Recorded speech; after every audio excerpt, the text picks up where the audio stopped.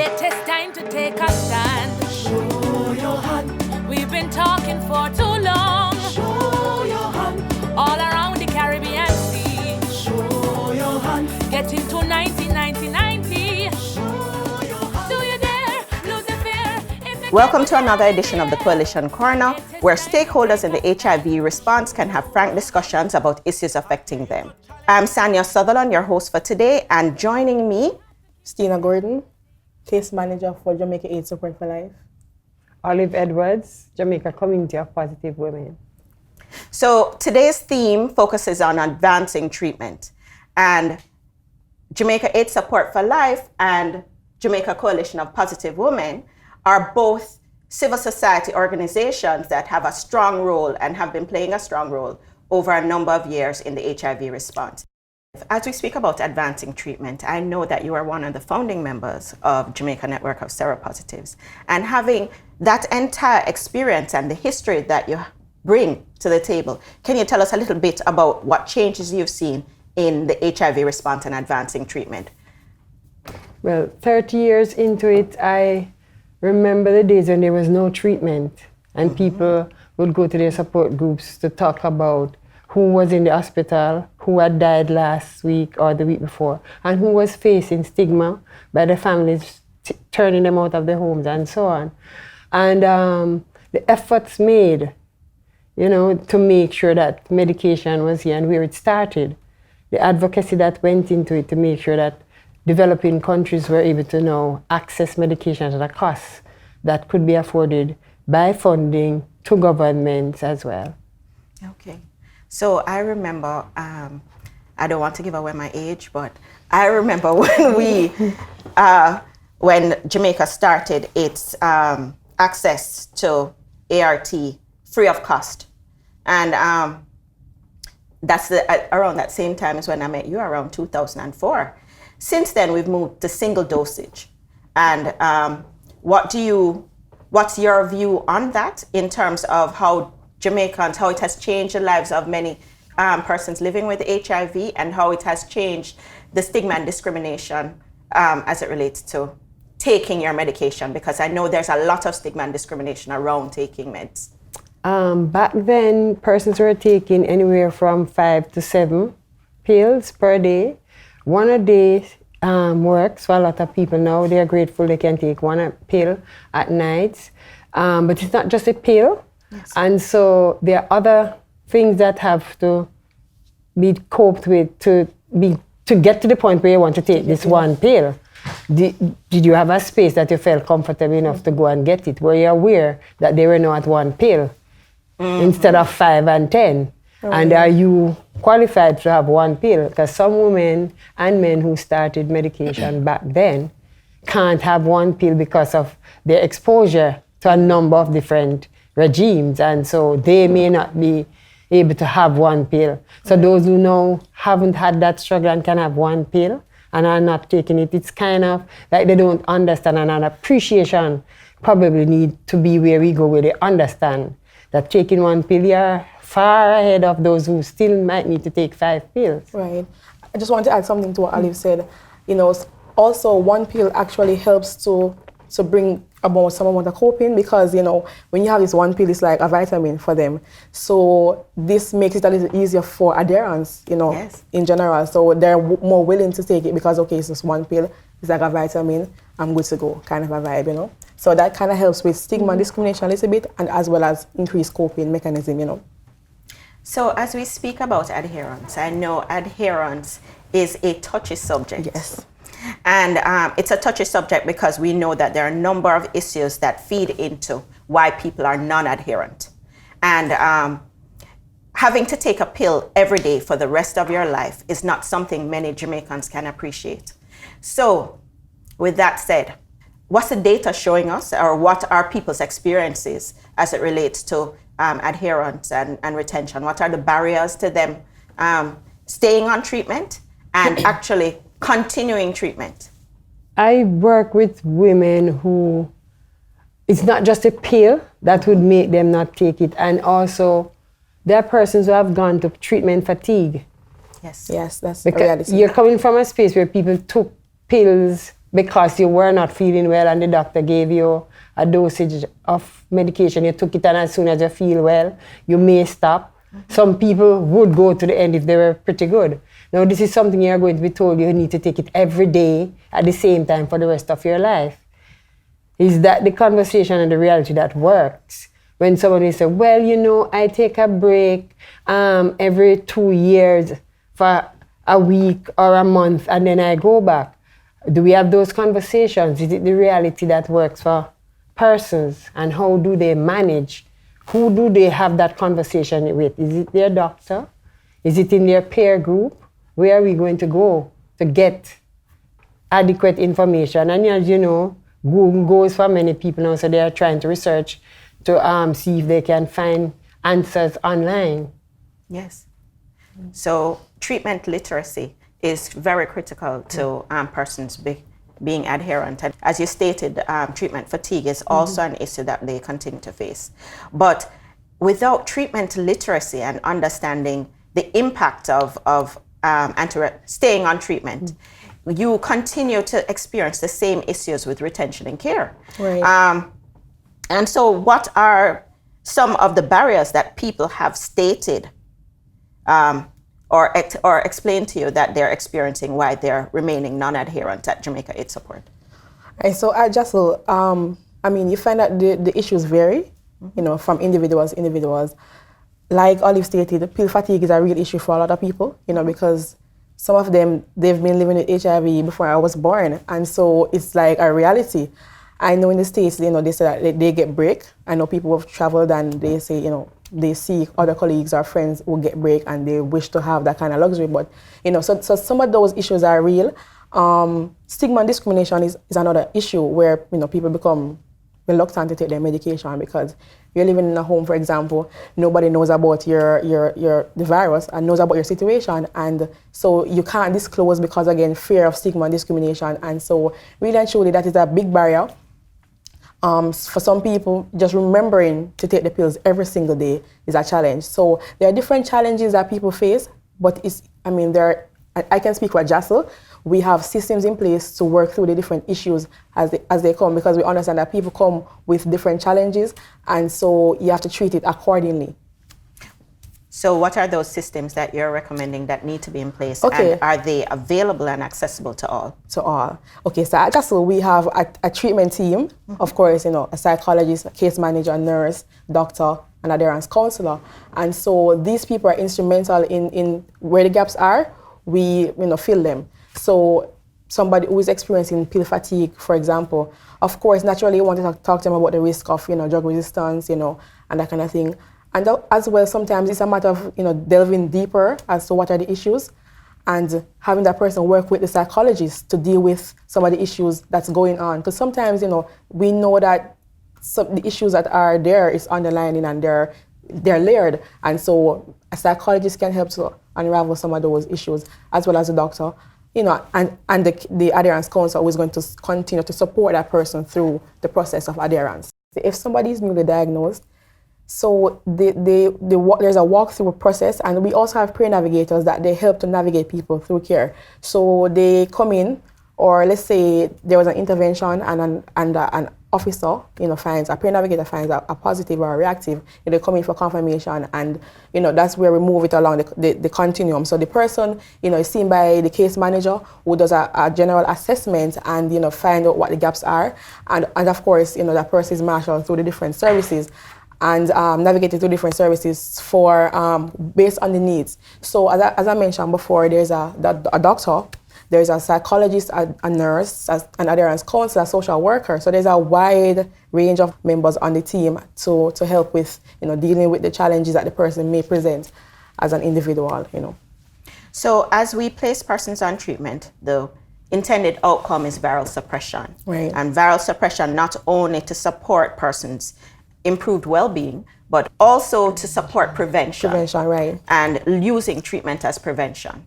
Are you aware of what the statistics are as it relates to viral suppression within your clinic?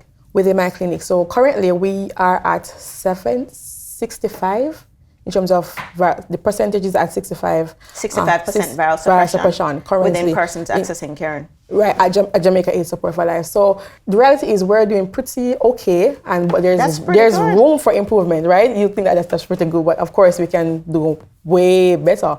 So definitely, it's also looking how we can revamp the services, adjust it, because we understand that, sometimes you've been doing things over the years and it's the same way, and really and truly it's not really impactful. So you're trying to find out how we can revamp the service so it can be beneficial to the client.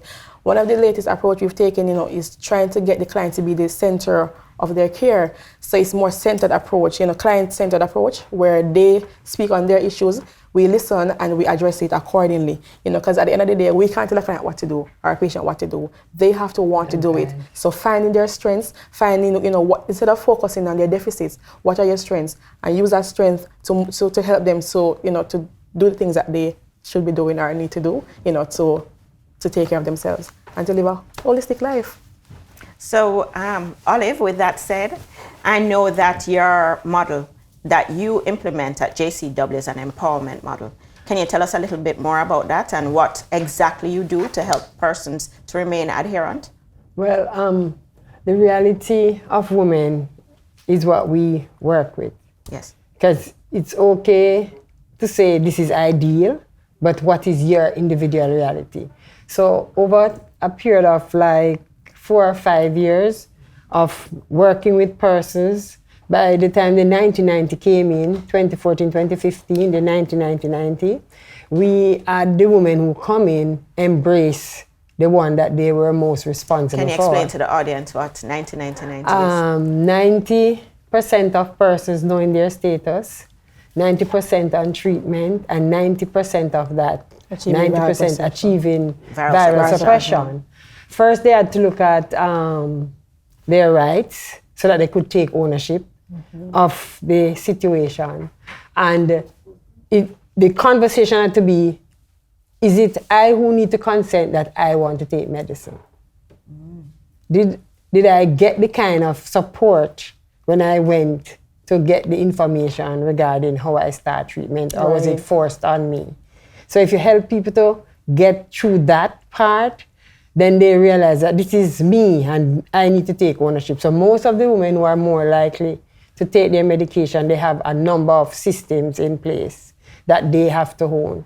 So who have you told that is going to support you? Disclosure. Disclosure is important. And it's who need to know. Yes, it's not who people tell you, or you need to tell people. Who really needs to know? Is it my child at home who would support me if I need to go to the hospital? Certainly. Is it my partner who needs to support me in how we do safer sex practices and to take the medicine so that we are well? And most of the women who are there, and they will tell you they have a child at home who reminds them more seriously than they are. Because sometimes you become depressed with taking this med, and somebody has to say, you need to take it. Bring you the water, bring you the pills. Those are sort of things that happen with the women. So then we had to develop some sensitization sessions that would engage the family members too, because family members then have to deal with the situation and they need support. They also need to understand why we need to be part of the support system. Right. Because sometimes we take it as a given that the families don't experience stigma and fear of stigma and discrimination, and that is also what they have to deal with. So we do sensitization sessions. We train women how they manage, starting with leading in their own lives, and also how they support their children to ensure that their children are educated, because we're looking at the next generation. So when they come in, we're saying, you have a target. Within 2 years, you should reach where you are virally suppressed. Those who need to know are told, and you are able to keep your kids in school by making sure you access the social services that are available to help you to do that if you are not able to afford it. It's not easy, but once persons know that these are the care spaces you can go to. You can go to Jamaica AIDS Support. If you are going to a clinic that is a treatment site and you feel that you are not getting what you need, we need to have a conversation about it. We are not afraid to write a letter, make a call, or if it comes to the test, which fortunately for the Caribbean, we are more sedate, we do advocacy. So just a letter or a call will help the person become more aware that we are not so happy with the treatment, because people are people. And sometimes we think discrimination and stigma started with HIV. It didn't. It's a socialization that we have as to how we manage and treat each other that we need to address otherwise. I saw a study that was conducted by the Health Policy Group, Palladium Group, and the study was on sex workers and access to treatment. And a number of sex workers stated that they are having difficulty in staying in care based on stigma and discrimination. Have you had any discussions about it, and what is JCW doing? When a woman comes to JCW, it's a woman that comes to JCW, not any of the labels we put on her. So when she goes to the clinic, it's a woman who has gone to the clinic, not a sex worker. Your job is not what goes to the clinic. It is you, the individual. And so if you're treated other than an individual, you're made aware that you just don't accept that. You need to learn how you capture what time did you go, who did you see, what was the conversation. So we also have to help people to understand. Find out first how you are feeling. Because there are some things that we normalize, like some of the approaches we have to people that may now become rude. When I was growing up, if a woman went to the hospital to have a baby and she was underage, there was some descriptions the nurses could use. Now, if a woman is positive and goes to the hospital and the nurse uses those same descriptions as you're careless and young and you're not even, and it's a different set of discriminating behavior. The young lady now recognizes that she's been discriminated against, but the person who's now living with HIV has two sets of discriminating comments made.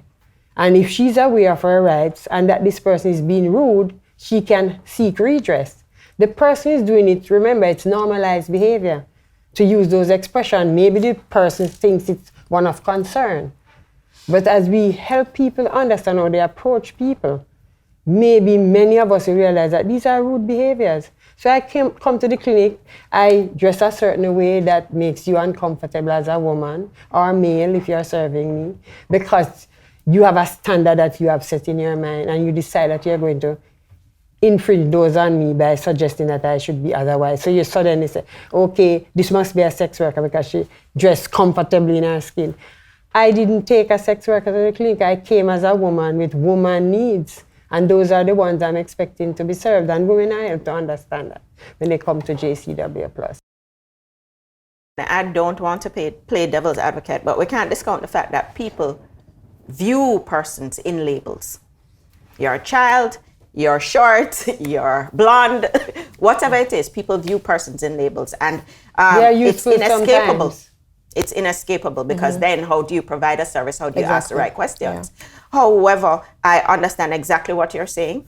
And I really appreciate that empowerment model where we start with the self and we look at how we self-advocate in order to access our own treatment and improve our health outcomes. Now, Jamaica AIDS Support for Life has taken a different approach because you set up your own clinic. And in setting up your own clinic, I assume that stigma and discrimination is not occurring there. Well, Jamaica AIDS Support for Life is a non-discriminatory zone. It's a safe space, and initially that's how it just came about. Advocating and pretty much treating people who are marginalized by society. So that is pretty much our scope of work. That is what the organization was built on, advocating for vulnerable communities. So, Olive don't like the label, and I hear you, Olive, but it's a part of helping to meet people where they are. For the person that sells sex, it's a job, it's what they do. And I hear you about the study and, the barriers that are there. And retention is a real issue for a lot of people, including sex workers. And so when you started to break down the issues around sex workers and stuff, you realize that they have a lot of things dealing with, from the harassment, of the police, the drug use, the families, boyfriends, all of these different issues. Disclosure, so there's a lot of issues around it. And so for us, like I said, we're a safe space, it's where people come and, you be yourself. So we don't have a policy per se on dress code, versus in the general clinics where you probably have to be clothed or properly, You have to have on something. properly. Attire. The language Attire is is relative. Yeah, but exactly. yes, the yeah, language So we are being attire associated. is also an Properly. issue. So if I have an issue, I need to make sure I put on something that I'm covered to be able to even receive, some amount of treatment. So Jessel has a low threshold clinic that allows persons to come as they are. Yeah, pretty as much. opposed to the public health system where Yeah, so there's no, because Right.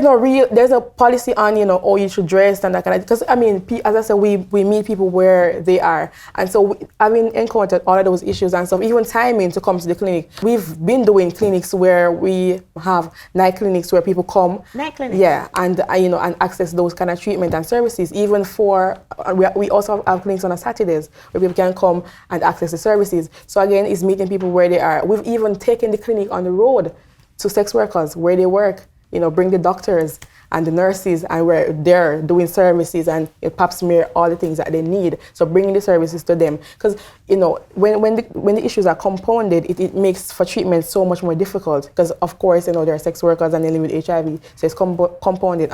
And oftentimes when people go to the clinics, they don't necessarily say all of their issues. So they'll go and they say, okay, I'm a sex worker, but they might not disclose that they're HIV positive, or they're positive, but they don't disclose that they're sex workers. So those are some of the issues that we still have to deal with as a country, in the space of HIV. And so, there are really a lot of layered stigma. Like Olive said, some of it is internal as well. And so it's just finding how we can, avoiding the labels, but also still managing the balance of meeting people where they are. how do you address privacy and confidentiality when you do outreach? When you conduct outreach services and carry the services to them? Okay. So first of all, we have a targeted interventions officer, and that person's responsibility is to coordinate the outreach activities. And of course, before any activity happens, there has to be a site assessment. So the person goes in and see where the spaces are, and sometimes you have to make your own spaces just to fit your kind of setting.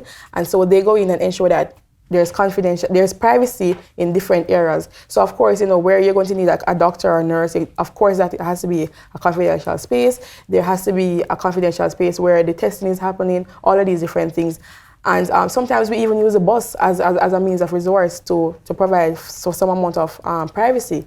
So all of that is managed and is taken into consideration when we carry out our services. Thank you. Olive, you're about to say, sorry. Labels are important because I couldn't just come in and say, woman, it would have to be Sannia. Yeah. But when I come for service at a particular place, say for example, I went to the gynecologist. Olive went to the gynecologist for this woman's body to be looked after. Right. I did bring my work there. Right. The parts of my job that may be important information, for example, if I'm a sex worker, right. it might have you help me understand how I manage not being able to negotiate right. safer sex with using a condom. Right. It's not about whether or not my job is something less than that, needs to approach me in a different way than right. Sannia, who you thought came from a different socio-economic background, and therefore you have to be very careful because she knew a lawyer, right. and I didn't know where to find one. Right. And I just wanted to point on that too, Olive. So the job is taken into consideration because we understand time restrictions, for a lot of people, not just sex workers, even security guards, people who work, 12 hours a day and stuff, they really can't find the time to come to a clinic, for example, and so that's why I have 10 night shifts. Yeah, so when you do customized care, yeah. when you assess the person, you do customized care. And so even a lot of times even as persons in the field, as a case manager, I often advocate for things. So for example, we realize that, okay, we could do with a Saturday clinic, for example, because a lot of people still, even though the night clinic was there, people still probably wouldn't be able to come on a Wednesday night. So Saturday is a day when they're off or free, and so that is a day that we can say, okay, it's a short clinic, but at least we can still facilitate process in that kind of a way. So when you get the information, you can also use that in your data, in your planning, for future activities and interventions as well. Thank you for joining us on the Coalition Corner. Jamaica AIDS Support for Life, Jamaica Coalition of Positive Women. It was a pleasure having you and speaking with you on these matters. We look forward to further conversations with the Ministry of Health about how they can improve healthcare response as it relates to stigma and discrimination against persons living with HIV. And at this time, we'd also like to thank our audience for joining us for another edition of the Coalition Corner.